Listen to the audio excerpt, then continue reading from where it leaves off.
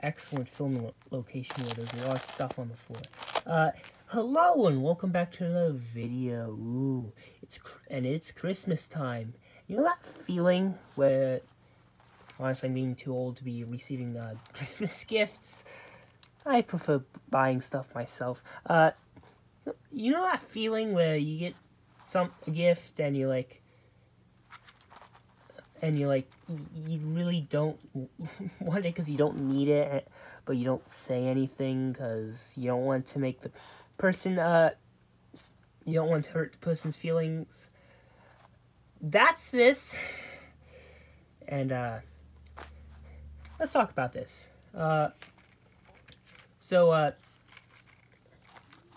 Issue number 1.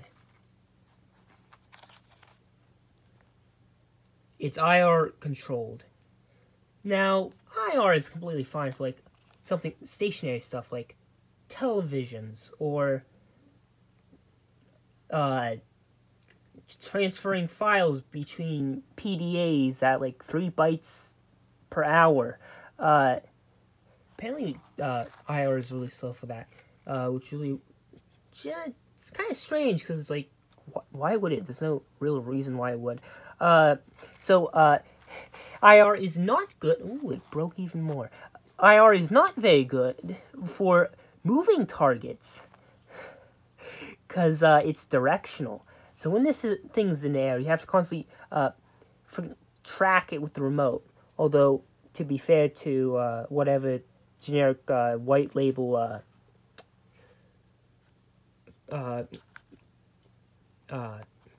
factory in China, there's my words, that made this thing, they did at least shape the remote in a way where, you know, more like a remote, and shape's actually pretty well thought out. Issue number 2. I don't think there's any, like, gyroscopes or anything in here. This thing does not seem to be aware of its, like, motion in space. For example, this was another Christmas gift I got absolutely years ago that for quite a while I didn't use. It just sat relinquishing in a drawer somewhere because I couldn't figure out how to pair it. Which, if you're wondering, you just go up and then down. That's how you pair these things. Unlike that, this has gyroscopes and accelerometers on board, which mean, and this thing's actually aware of its position in space and stuff. In fact, if you put the throttle on this thing all the way up, but you hold it, and then you tip it to its side, it'll actually like try and compensate by keeping these motors running, but shutting these ones off or slowing them down. This thing's actually aware of its, like, existence. Well, I mean, no, it's not. None of this stuff's aware of their existence. They're not sentient biological beings. They're pieces of electronics running a finite state machine that's basically just a Turing machine, but with limited memory. As such, because this toy is actually like controllable. It actually compensates to keep up with what's being requested of it. So you can actually like stabilize it and stuff, although not perfectly, because, well, damn it, it's a cheap toy, so duh. This thing, also it's wireless, so you know. Issue number 3. This is the big one. So, actually, no, I'll save that for number 4. There's now a number 4 issue. Number 3 is, I forget, that's absolutely, oh, I remember, this thing just goes forward. You can't keep this thing stationary. Now I'm a computer programmer. I have no idea how real helicopters work. I'm pretty sure you can the pilot on those can keep these stationary. I don't know, maybe the top fan things, that is not the term. Maybe it pivots or something, I guess. I don't know. This thing just goes forward. So you can't, like, which means it's always moving. So you can't keep it stationary so that you can, like, keep its pitch or trim or whatever the fuck it is stationary, so it doesn't constantly going in one direction, going clockwise, counterclockwise. Issue number 4. This is the big one.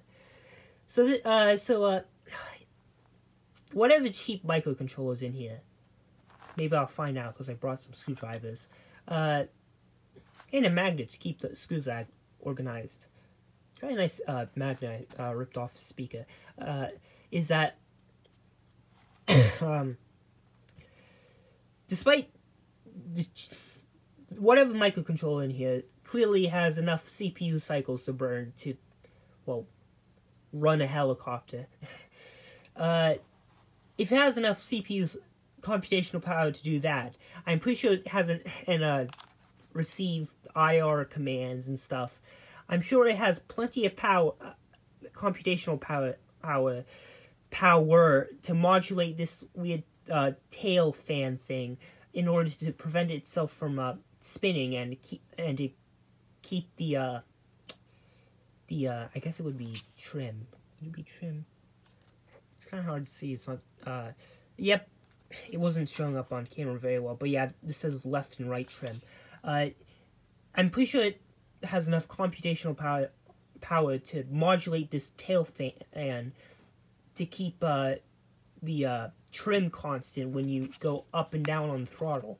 Because when you increase the throttle, because like you'll like turn it on, trim it so that's sort of not just spinning itself. But as soon as you go even more to actually get it into the air, this doesn't change speed, but this does. And well, the laws of physics and stuff, or whatever it is, again, I'm a computer programmer, and with my strongest language being JavaScript, so not exactly qualified to really explain this stuff very well. But this spins faster, which means the rotational thing force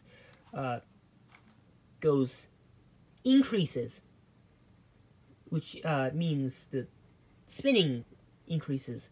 But this doesn't change speed in order to compensate. So not only is it constantly going forward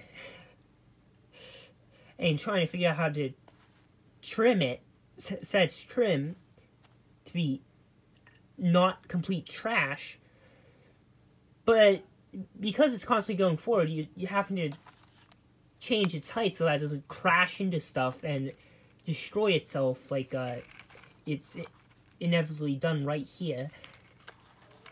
But the freaking trim keeps going off, so you can't, because it's not compensated. It's compensating. And yeah, that was the final. The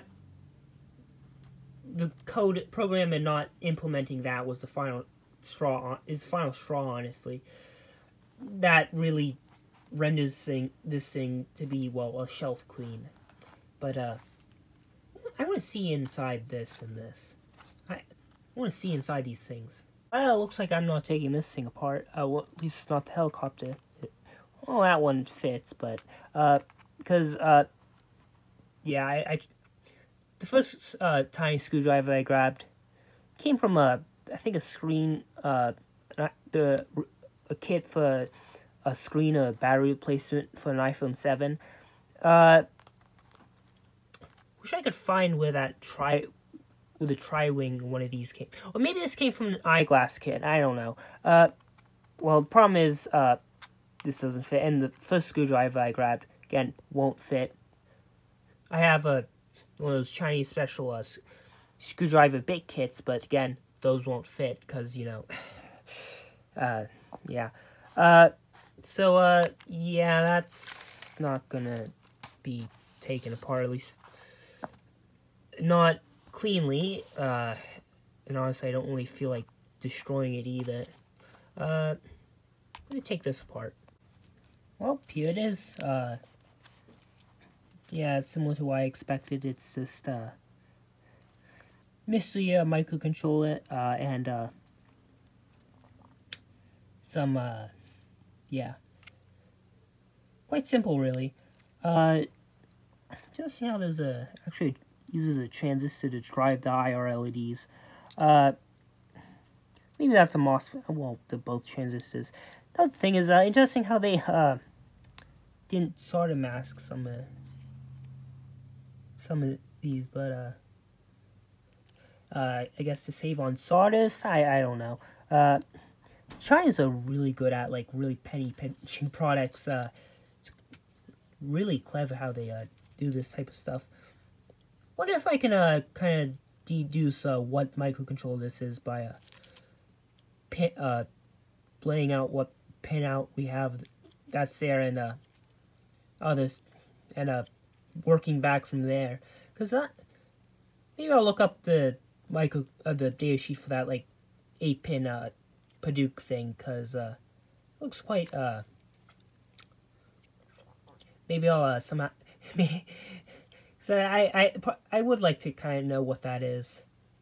Is this like, I wonder if this is just, key matrixing, or if this is, some sort of resistor ladder. Not sure.